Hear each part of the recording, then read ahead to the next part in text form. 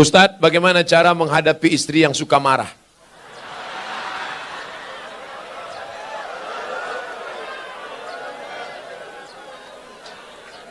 Anggap aja dia radio rusak.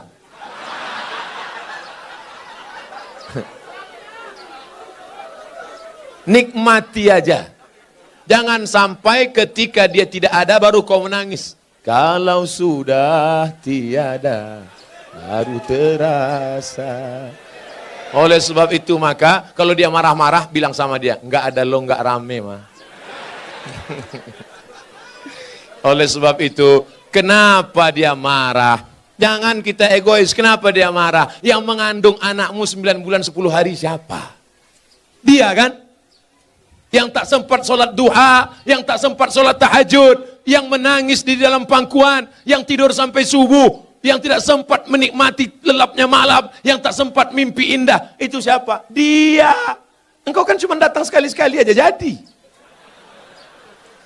Oleh sebab itu dia mungkin agak marah sedikit. Sabarlah. Khuliqatil mar'atu min dhila. Dia diciptakan dari tulang rusuk yang bengkok. Tulang rusuk. Ini tulang rusuk yang paling bengkok. Itulah asal muasal dia. Dia bengkok. In akhasta aqamtaha kasartaha. Kalau kau luruskan dia patah. Kalau kau ikut nanti kau jadi bengkok. Kau yang gagah yang perkasa. Kalau kau luruskan dia lurus. Patah. Kalau kau ikut, kau jadi bengkok. Kalau ada pegawai yang ikut istri, pegawai bengkok. Polisi ikut istri, istri polisi bengkok. Tentara ikut istri, tentara bengkok. Satpol PP ikut istri, Satpol PP bengkok. DPR ikut istri, DPR bengkok. Oleh sebab itu pandai-pandailah cari orang tua, ngomong kepada tokoh masyarakat, tokoh adat, religius, datang ke Pak Kiai, saya mau nanya ini, tolong bacakan doa gimana supaya istri saya ini jangan lagi marah-marah. Mau doa apa? Mau doa bisu apa mati? Insya Allah semuanya ada kebaikannya. Dia marah kenapa? Mungkin karena engkau gak sholat berjamaah. Dia marah kenapa? Mungkin uang belanjanya kurang. Saya mancing dikit aja.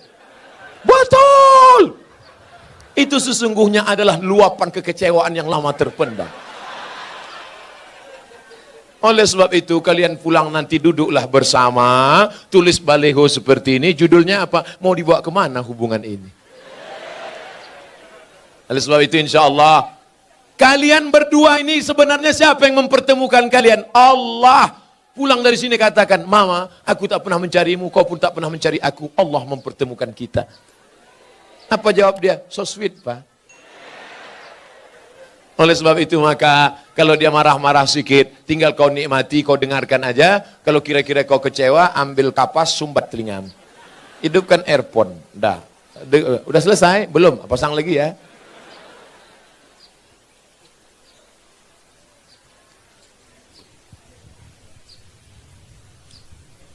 Panitia, apakah haram makan uang korupsi sama dengan haramnya babi? Mana pula sama babi sama korupsi? Kalau kau ambil babi, kau panggang, kau kasih kecap, kau makan, itu yang dosa kau sendiri.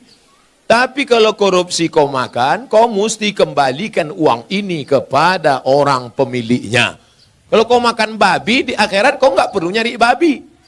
Tapi kalau korupsi, kau mesti cari orang itu. Kalau kau korupsi satu desa, berarti satu desa mesti kau cari. Kalau kau cari korupsi satu provinsi mesti kau cari. Kenapa Ustaz tak sebutkan satu kota? Ada Bu Wali di sini.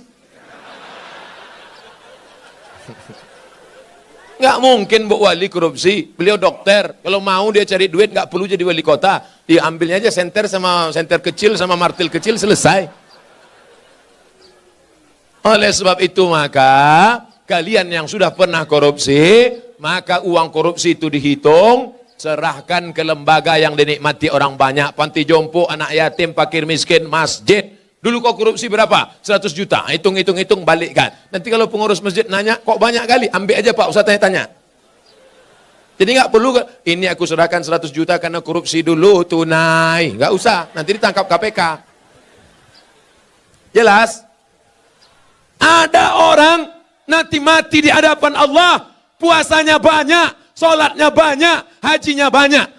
Tapi ternyata amalnya itu habis. Kenapa? Diambil orang yang pernah dia aniaya, pungli, kutipan liar, korupsi, sogok. Habis amalnya diambil di akhirat. Oleh sebab itu kita tulus, ikhlas, bersih, sebersih-bersihnya menghadap Allah Subhanahu wa taala. Mudah-mudahan kita dibersihkan Allah dari segala macam ini. Amin. Hidup ini bukan sebentar, bukan lama saudaraku. Hidup ini hanya sejenak saja. Seperti orang yang bernaung di bawah pokok kayu sementara hujan. Hujan berhenti, kita pun berlalu. Habis ini kita akan pindah ke alam barzah, alam kubur. Setelah itu kita pun akan masuk dalam surga Allah. Mudah-mudahan kita selamatkan dari neraka jahanam. Amin. Pak Ustadz, bagaimana menyikapi suami yang pindah agama selain Islam? Apakah saya harus minta cerai atau harus pertahankan rumah tangga? Suami yang murtad, maka kau tidak perlu minta cerai. Cerainya automatically. Automatically itu apa Pak Ustadz? Otomatis. Kalau suami yang mencerai namanya tolak. Pakai kop, tolak. Kalau pakai kap, tolak jatuh. Tolak. Kalau istri yang menggugat namanya khulu. Tapi kalau otomatis fasah, namanya fasah otomatis. Apa itu? Suami yang murtad nggak perlu dituntut, otomatis sudah cerai. Istri yang murtad otomatis. Makanya kalian wahai anak lajang, anak gadis, kalau mau nikah yang dicek pertama adalah agamanya. Jangan yang kau cek pertama saldonya. Ustadz Somad, anak saya dokter, mantap, mau nikah. Calon mantu saya ragu sholat apa enggak. Gimana cara ngetesnya Pak Ustadz? Suruh ketemuan jam 12 siang hari Jumat. Mas, kita ketemuan hari Jumat jam 12 ya. Mohon maaf, untuk yang satu ini tidak bisa. Karena aku harus sholat Jumat. Terimalah dia. Tapi kalau dia bilang, oke. Tapi tes ini tidak bisa dipakai lagi karena soal sudah bocor. Nanti saya kasih soal yang baru. Saya banyak soal-soal. Bisa kita bicara 4 mata Pak Ustadz, jangankan 4 mata, 3 pun bisa kita bahas. Agamanya dulu. Wahai laki-laki, kalau kalian mau meminang perempuan, tengok agamanya. Wahai para wali, perempuan tidak langsung menerima laki-laki. Perempuan itu tidak langsung sama laki-laki. Dia harus ada walinya. Yang menerima si laki-laki itu 6. Bapakmu, kakekmu, abangmu, adikmu, pamanmu, abang ayahmu, adik. Dia tanya. Makanya perempuan itu ditanya, Nduk, anak perempuan, maukah engkau menerima laki-laki ini? Kalau perempuan itu diam, berarti tanda setuju. Dulu anak gadis diam, anak gadis sekarang mau jawab iya aja atau iya banget ya. Nah, kalian perempuan, yang pertama dilihat dari laki-laki adalah din, agamanya, wa khuluqahu, baik agamanya, baik akhlaknya, terima dia. Tapi kalau perempuan yang dilihat apa? 4. Tungkahul mar'atu li 4. Perempuan dinikahi karena 4. Mal, kaya. Wali hasabiha, keturunan bangsawan. Bangsa yang hidup di awan. Wali jamaliha, cantik. Wali diniha, karena agamanya.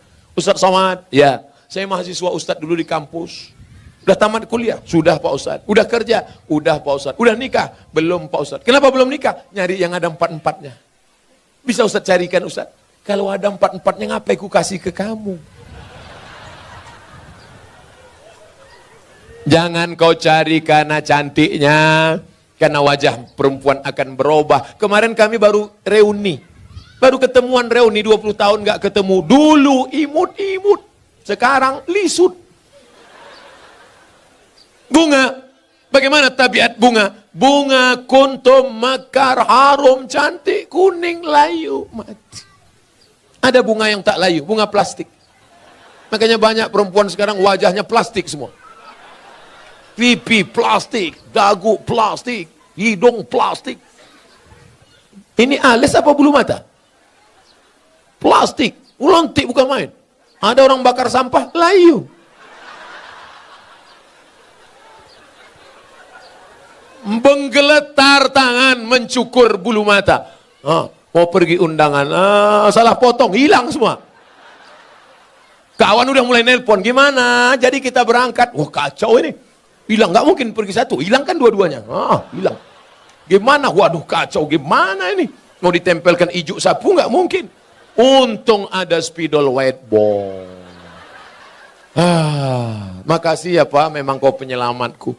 Rupanya spidolnya nggak permanen. Sampai di tempat undangan, sambal udangnya pedas. Kipas angin mati. Meleleh. Ambil tisu, lupa. Panas ya? Iya. Panas. Semua orang senyum. Kok tiba-tiba orang ini ramah ya? Senyum. Senyum. Semua senyum. Sampai pulang ke rumah mati lampu jam 9 malam. Assalamualaikum bang. Waalaikumsalam. Dia buka pintu. Allahu la ilaha illal qayyum. La ta'khudhuhu sinatun wa la naum. Lahu ma fis sama. Kenapa hantu ini nggak pergi? Aku istri apa? Inilah bahayanya. Kalian anak muda boleh tertawa sekarang, tapi ini bisa saja terjadi pada istri kalian. Maka pilihlah perempuan-perempuan bontang yang solehah, yang religius, yang agamis. Takbir. Yang takbir yang belum nikah. Anak udah doremi pasula sido. Amin. Allahu Akbar. Jaga aja bini di rumah. Kalian ini sudah punya rumah. Yang saya bicarakan ini anak-anak lajang yang belum punya rumah. Dia bicara tentang rumahnya yang baru. Kalian rumah yang udah lama itu aja dempul-dempul dikit, cet-cet dah.